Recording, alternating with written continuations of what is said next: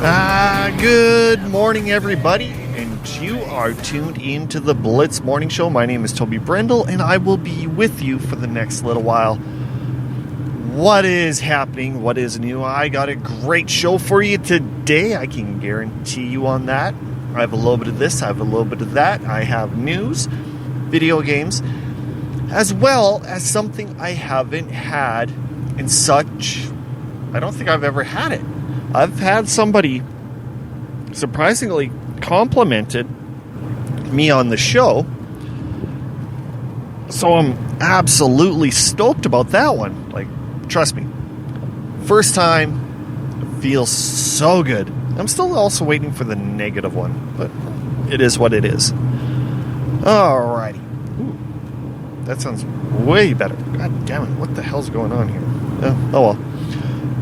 First of all, if you follow me on YouTube, listen to the shows on YouTube, which I know nobody doesn't, I actually had last episode get pulled from YouTube for quotation violating music licensing.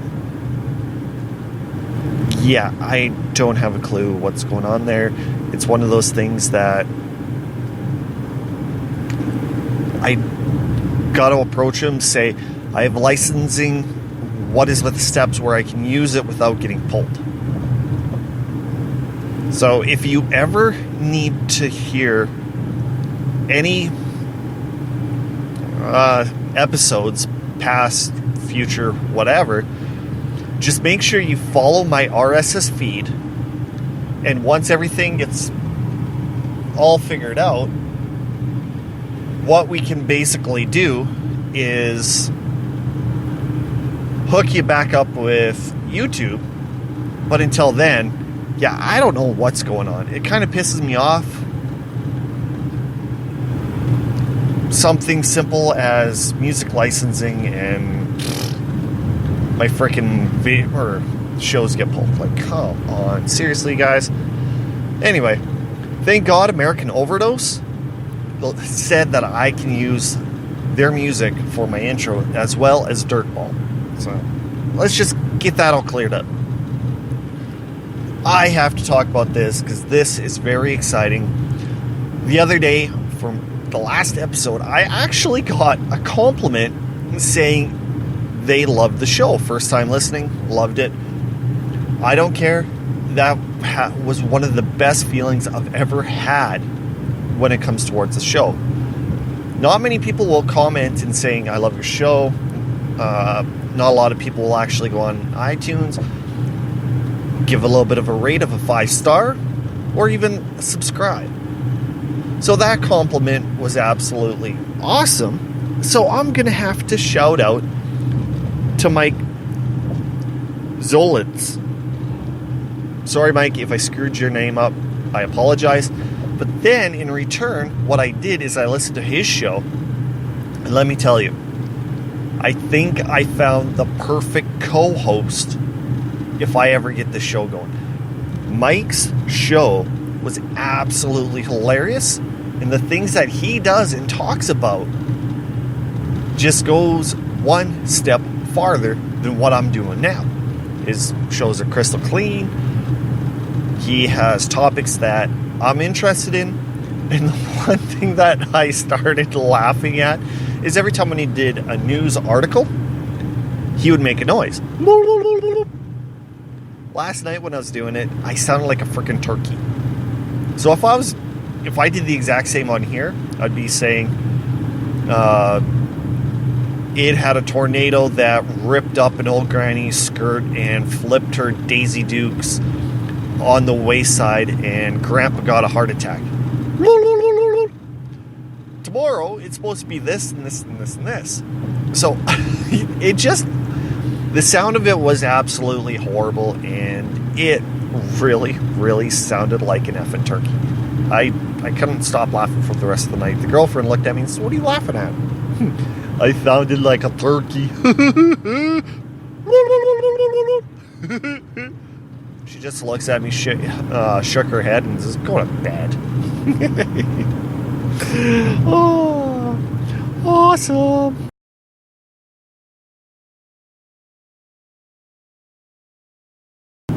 Guess what time it is? It is time to talk about the Stanley Cup Final. It's Game 7 tonight. Boston, St. Louis. Who you got? If you take a look at both of the teams, they both fought hard. One cheated more than the other. The other one had so many more lucky breaks than St. Louis. But me personally, my pick for this is going to be very simple. It's St. Louis 4-2, 3-2 going into the final minute of the third period. St. Louis scores that open net to ensure a Stanley Cup champion. So I have St. Louis beating Boston 7 games, 4-2, Game 7 in Boston. It's going to be interesting. Am I going to be right? I'm never going to say I'm right because most of the time I'm wrong. Mr. Google has proved that to me. But I don't like Boston. Never have. Never will. And also, they have that little rat guy, which I'm not going to say his name. Alright? Why should I give him credit for crap that he's done? Or give him credit for the dirtiness that he's done? No. Forget it. Alright, well,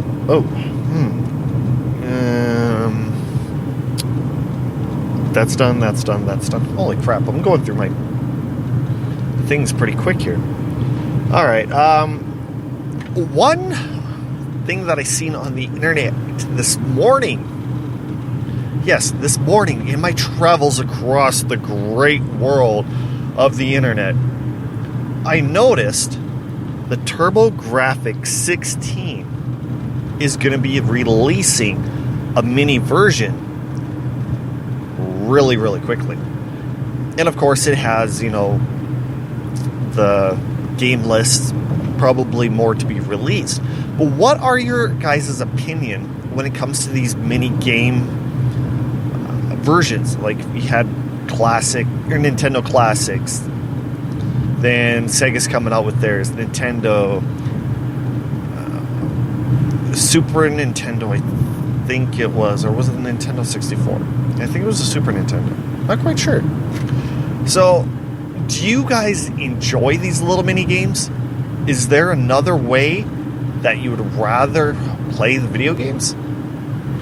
In next coming a little while, I think what I'm going to be doing is I'm going to release my versions of classic minis.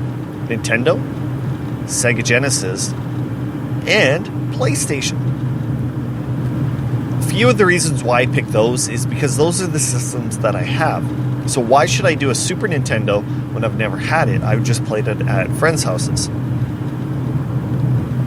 It's just a very quick, simple thing, and I'm pretty sure that you guys could even do the same thing, post it on your show, or if you email it to me at theblitzmorningshow@gmail.com, I don't see the reason why I can't share it or even put it on my website for everybody to see. So I think that's going to be your challenge. I guess it is what it is, but yeah. TurboGrafx 16. Have you ever tried it? Have you ever owned it? If so, what was your thoughts about it? Was it a very underrated machine? Do you think that it could have gone bigger if it had a little bit better budget? Or was it just not good? I played hockey. There was a hockey game when Radio Shack was still a thing back in the 90s. Played it, loved it, got really good at it, and eventually got kicked out of the store because I was playing it so much. I think Uncle, he and his brother had one. I messaged him, but he never got back to me. So it's a possibility that he did have one. As soon as I figured it out, I'll let you guys know. So just stay in the loop. We'll get it up. We'll get it going. We'll get it all figured out. Oh, okay. I can't remember if I told you, but Microsoft is doing that whole cloud streaming video system. Kind of like what Google's doing. All right. Taking a look at it, one of the game. Oh yeah, No, did I? I don't know. This is one reason why I would love a co-host, so they can help me out and try figuring out what my brain's trying to say. But with it, what they're trying to do is do the cloud streaming and call it xCloud. I don't know if I read this right, but if it is true, it might be one of the most genius ideas ever. Because in one of the articles I read, it stated the following. Now, the console streaming service will turn your Xbox One into your own personal and free cloud server for the new Microsoft system. If that is true, that's got to be one of the most genius ideas that they've ever did. The only problem is, how are they going to get a little bit bigger hard drive space? Because once you start putting games on, save games, stuff like that, that space is going to get ate up worse than, oh God, I don't even know, a person at a smorg. But me personally, if that is going to be the case, it's going to be one of those things I'm absolutely going to love. And having an Xbox One as my main source of storage, where I can basically be in Alberta visiting my buddy Dale, then all of a sudden he'd be like, let's go and play video games. Fine, whatever. Xbox is on. Go, sign up. Boom. I access all my files, all my games, things like that. Perfect. What a bing, what a bang, what a boom. It's there. Beautiful. Oh, hell. They're saying it's going to be cross-promotion to playing on tablets, cell phones, TVs, everything. So Microsoft, I think, might actually have a little bit of this ahead, but people are still questioning, why is it going to be released after PlayStation 5? Hey, I don't know. I'm not a bright man. All I know, beautiful idea. All right. Also, today when I woke up, went on Twitter, checked out what's trending, and Tim Allen was trending, and I'm thinking to myself, oh no, did I go back in time to 1996? Or did he die? So I clicked on it thinking, what happened? Why is Tim Allen? Oh, Toy Story 4. Oh, god damn it. So yeah, don't worry. Tim Allen's absolutely fine. He may be trending on all social networks, but it's not for bad things. It's just because Toy Story franchise is coming out. I don't know why, but it just seems like the 1990s is coming back in a weird way. And one of the most weirdest ways is having something like the Spice Girls coming back and doing a tour. Let's just kind of back that boat up a little bit. You know, you had Spice Girls, the Power, things like that in the 90s, Wannabe, To Become One, etc., etc. Then with the popularity, the hype, just simple things like that, next thing you know, let's create a movie. Guess what? They created a movie and it's called Spice World. It bombed. But I don't know how much more it's going to bomb, because apparently they're actually doing an animated Spice Girls movie. You heard me right. An animated Spice Girl movie. Wow. Seriously, you guys? Animated Spice Girls. Come on. Yeah. I love the 90s as much as Drew. But when you're going to make a movie with something like the Spice Girls, you just gotta step back just a bit and let the people breathe a bit. And just remember, I don't exactly know how you guys are going to be marketing, because the Spice Girls, they're going to be